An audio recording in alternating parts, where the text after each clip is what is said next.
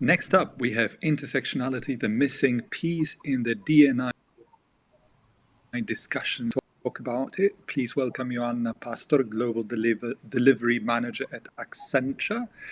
Hello, Joanna. Hello, super excited And to be here. we're excited to have you here. Kamil, Learning Technology Manager. Hello, Kamil. Hello, how's everyone doing? Hope you're well. Hi. Well, certainly great. Last but not least, Anna Kostecka, who will chair today's discussion on strategic initiatives, ERG Center Lead at Diversity Hub. Anna, the stage is yours. Enjoy. Awesome. Thank you so much. Super excited to talk to Kamil and Joanna. We already had some conversations, so I'm sure it's going to be an engaging discussion. And I really just want you to approach it as a conversation. Łukasz introduced you, but I also wanted to point out to the other roles that you play in your business world. So Joanna is also an executive sponsor of an employee network for the LGBTQ plus community. And Kamil is a co-chair of an employee network for the LGBTQIA plus community. And we're going to be talking about intersectionality today. So let's start with the question, what it actually mean, and what does taking an intersectional approach look like? So maybe I can take the first one, since I have a bit of an academic background in the space as well. And the term itself was coined by a researcher and activist. Her name's Kimberly Crenshaw, and it was coined to describe that different dimensions of who we are can interact with each other in a way that will either put us at advantage or disadvantage. And it was to stress that in the social analysis that we perform, we need to take into account more than one dimension of a person to be able to make a fair assessment of their standing in the world. And if you want to translate it into the business aspect of it all, I think you can look at the pay gap, right? So we have some data from European Commission that says that women in the European Union earn 86 euro cents per hour for every €1 that a man earns. But we don't know what it looks like for women with migrant background. Is it the same as it is for women who are the citizens of EU? Maybe there's a difference here. And this is when the intersectional approach kicks in, and we could use it to be able to see those differences. And what it could give us, it could inform our actions better, so that we can design better solutions that will address the root cause of the issue that we're facing, as opposed to being just a superficial type of solution or strategy. Awesome. Yeah. Joanna, do you want to add something to that? I mean, I do, of course. I mean, this is a great definition. I often, when people, ask me what is intersectionality, because it seems to be this kind of, buzzword that gets thrown around, and I tell them it's not a buzzword. It's actually talking about very, very distinct experiences of distinct people, right? And very often we talk about intersectionality being what happens when two marginalized groups, you're a member of two or more marginalized groups, and what that means for your experience, what that means for your experience out in society, what that means for your experience out, in the world, but also in the workplace. And, for me, I often kind of, look at myself and tell my story as a lesbian, as a queer woman. So a minority within a minority, a member of two minorities. Very often there's this feeling of exclusion, which is not in any way deliberate, but, very often you find that you walk into spaces, even if these are spaces, for example, designed for women, but for straight women, or maybe these are spaces designed for gay people, but these tend to usually be men, that these are spaces that were not designed with you in mind. So very often, I think it's useful to also think of it through the lens of, kind of personal narratives and personal stories, and what that actually means for us as employees, us as managers, and us as people who interact with each other in the business sphere. Awesome. And I love how, Kamil, you mentioned the outcomes and how using an intersectional approach can actually help you look at the differences in the outcomes. And Joanna, you mentioned about space is not designed for you. And there's really a difference between saying everyone is welcome and actually looking and designing for you in particular. And as you both are leaders and as you both are engaged in employee resource groups, and we've been talking a lot how employee resource groups can be strategic inclusion partners. I would like to ask you to give us some examples of how ERGs for the LGBTQI plus community has put intersectionality into practice, and what could be some examples of those initiatives. So let me maybe start, right? Because there's a number of things that that organizations can do to make sure that that we do put intersectionality at the heart of what we do for the LGBT community. So I think the first thing that I often see in various organizations is that we tend to work in silos. So, for example, the LGBT network, or the Pride network, as we call it at Accenture, is a little bit separate from all the other ERGs. So, and this can be, people with disabilities, this can be mental health, this can be women's groups. So I think it's super important to ensure that we stop operating in silos and that we do actually come together to collaborate and to craft an environment that actually benefits all these groups, and understand that there are people who will belong to more than one disenfranchised group, and we aren't forcing them to choose.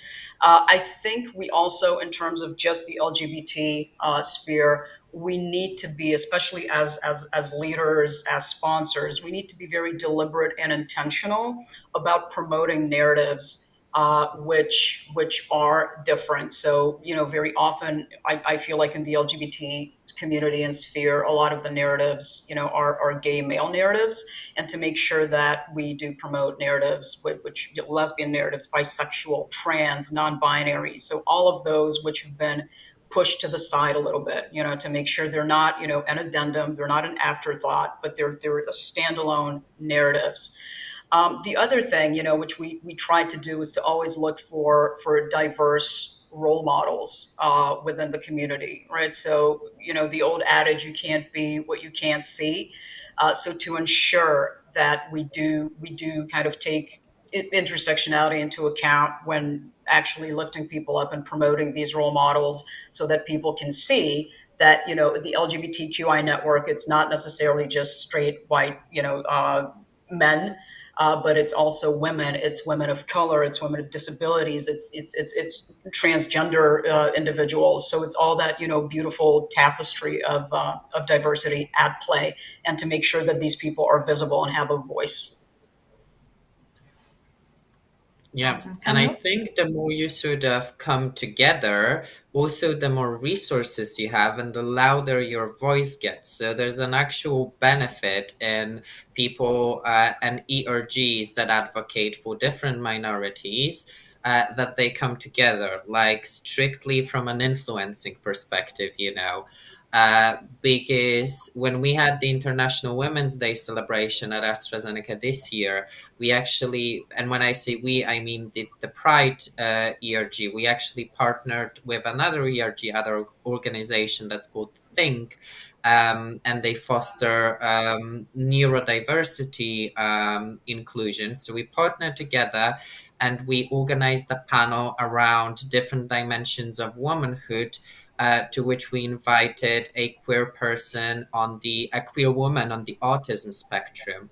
And we actually thought that it's going to be a huge niche, so people will not be very sort of keen to join in and listen to the panel. And let me tell you, we had the best turnout of all the events that we've ever done. So I think when we often consider intersectionality, we go like, oh no one will be really interested in it because it's such a niche, it's such a minority, but people are interested in those narratives as long as they are authentic and personal. And I think it sort of ties it into the storytelling aspect of it all that you mentioned earlier, Joanna. Absolutely. No, and what I think you're saying, right, is that people think, oh, first off, I don't even know what intersectionality means. I don't even know why it should matter to me. I don't have anyone who can actually explain it to me. And then if they do, it's very often these, extremely complex definitions. But to actually, and this is where the role models come in to show people, that there are so many people who actually exist on this intersection, and that informs their experiences, and to have these people be, flesh and blood instead of just theory. What we did, and this was several years ago at Accenture, we had a living library where, people could come and talk to a gay person, a gay woman, maybe a person, a person from a different ethnic background. And, and this was the first event like that we did. But it was amazing to see the turnout, and that people actually wanted to hear these stories, because it's like Kamil said, I can't agree more. If you see an authentic person telling you their story and they're in front of you, it's a lot harder to kind of pigeonhole them, right? They become a whole for you. Mm-hmm. And I think it also really helps us to examine our own privilege when you think and you hear about the intersectionality, and when we think about intersections. So we talk about race, ethnicity, ability, sexual orientation, gender identity, gender, age, religion, beliefs. So there are a lot of different aspects that come together that shape actually our experience. And why do you think this is missing in diversity and equity and inclusion discussions? So maybe I can take that one first. I think a lot of it is just unconscious bias. I think a lot of it is, which is natural, normal. We all have it. But we just need to learn to be aware of it. I think a lot of it is sort of accepting the status quo. So if you join an organization, you join an LGBT or a Pride network, where the vast majority, it's sort of aimed at, very often at, maybe gay men. It's dominated by gay men. You tend to kind of accept this as a status quo, and it's a little bit hard. It's a little bit hard to shake it up. Um, and what you said, I think, this combination of unconscious bias and checking your privilege, I actually, I have a story around it. As a queer woman, I've always known, I'm a double minority. Of course, I am an oppressed minority in more than one sense. But of course, I have all of this privilege that very often, I'm cisgender, I'm white, I'm, educated, I'm able-bodied, all of those things, which I take for granted. And it wasn't until we got our first transgender person joining the company, and actually, because they were in the middle of their transition. So they actually had to go through, there were certain areas that were a little bit confusing. And they came to me because I was leading the network back then, and they said, here's what happened during my recruitment.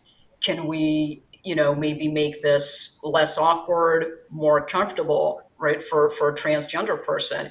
And, and I was, shocked that we'd never, I thought we're doing so well, we're doing amazing things, and we were. But this was because this is our first transgender person that we had. It never occurred to me that we might actually need to look at some procedures, or we might need to educate people, right? Because there was no overt discrimination, but there was sometimes it's just a matter of educating people how to handle these things, and that led us to running a workshop for our recruitment with Lambda, and actually, being very clear on and changing and tweaking certain procedures that we had. So that was kind of for me like a wake up call.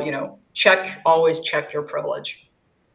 No, I couldn't agree more. And I think so. There's two things I think we're discussing here. One of them being why intersectionality is missing, and that I think, to build on what you, Joanna, just said, it it speaks to this assumption that if we promote white men, they are more likely to succeed and they are more likely to advocate for the D&I agenda because this is the default, right, in business and in the world in general. So I think we need to be really intentional about who we put in those leadership positions. And if you happen to be a white cis dude in leading a network or in a leadership position, which is the case for me, I think you also need to be very intentional about the space that you take up. And when you can amplify other voices as opposed to yourself advocating for the things that might not necessarily be your experience. And you might have people in your team or in your network who actually have this experience and they might be better suited to talk about it and to advocate for it. So I think that's one sort of aspect of it all. And it brings it back to the privilege discussion because it's about checking your own privilege, you know. I remember I had this very interesting discussion with one of my co-facilitators because we do pay a lot of attention to uh, constructing a cohesive D&I learning, you know, strategy at AstraZeneca. So we are facilitating, among other things, these identities workshops, you know, and I co-facilitated with a Black woman, and we actually had a very interesting discussion about how I, as a white man, was literally brought up to enter a room and speak my mind. Do you know what I mean? Like, this is what I was told, that I can speak my mind and you need to listen, you need to consider what I'm saying, you know. Whereas whenever she speaks up, she's labeled aggressive, she's labeled confrontational, and that not only has to do with the fact that she's a woman, but it also has to do with the fact that she's Black. And I think this is when intersectionality really kicks in because it enables you to describe this unique type of discrimination or unique mix that make up who you are as a person as far as your identities go. Thank you so much for also just sharing your own personal learning journeys and how you can use this intersectional approach to just see who are you representing and understanding that you have a certain perspective that not necessarily speaks to the perspective of everyone in your group. So we talk about why this is missing. So we talk about status quo, we talk about how things are designed, and we talk about unconscious bias. So I want to also ask us, why is it important? Why should it matter for all of us to take intersectional approach, to look at those different identities and how they interact? Hmm.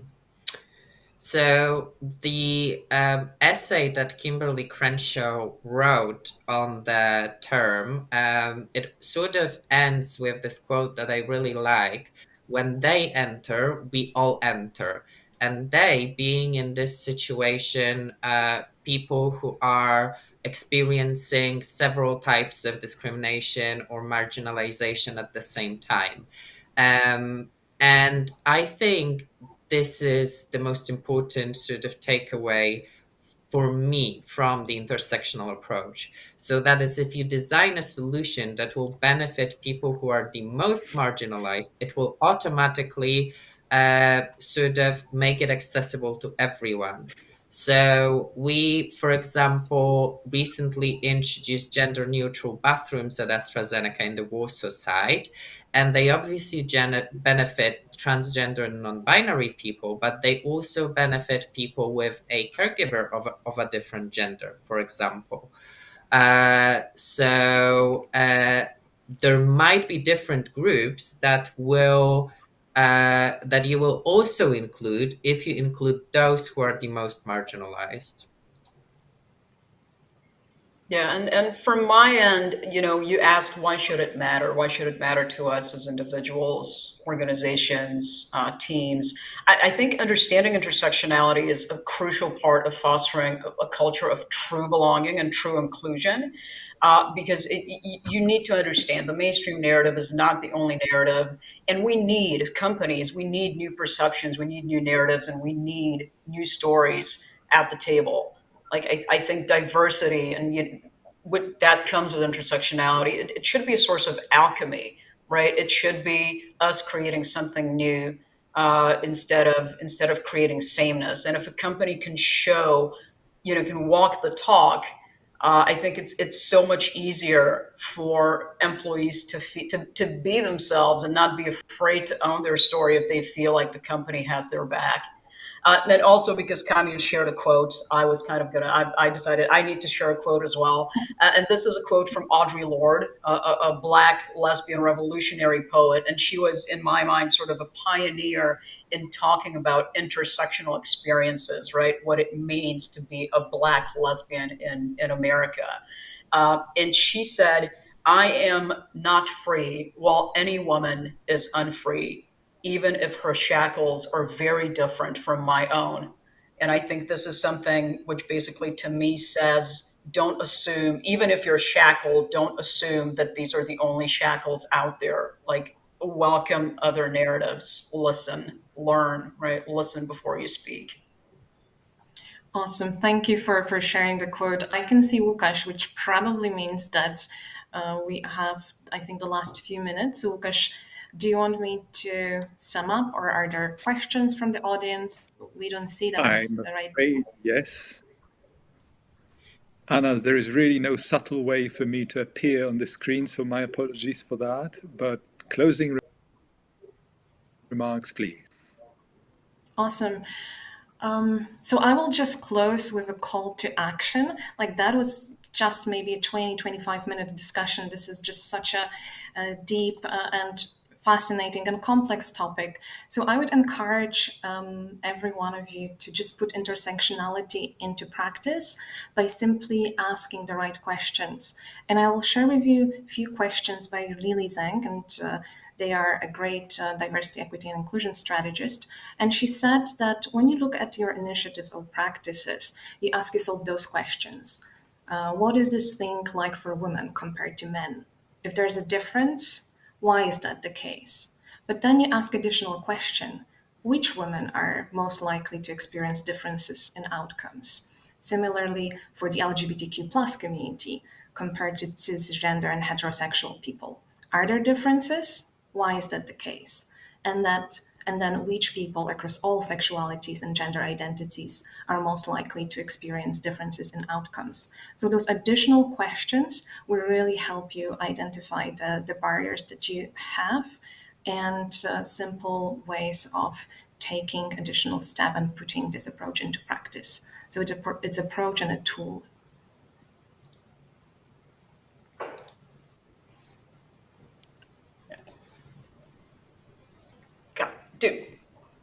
Do we have space for like one final word, or do we need to wrap up? Kamil, you want to go first? Absolutely, yes.